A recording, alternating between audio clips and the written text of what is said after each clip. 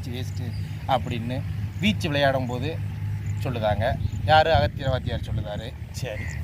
பரப்பா சிலம்படிக்க உக்கிதான் பதிவான ஆதியம் தான் யாதாங்க நேரப்பா திறந்து வரும் பழக்கமாக நின்புசமும் கால்பழமும் நிலைக்குமாப்பா. இது செஞ்சோம்னா கால்பழமும் புசப்பழமும் நிலைக்கும். அப்போ தான் நீ துள்ளி விளையாட முடியும்.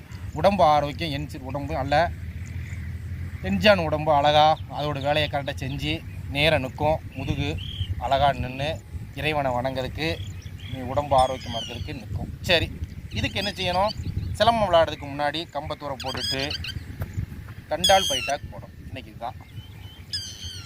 ஃபஸ்ட்டு ஒரு தண்டா,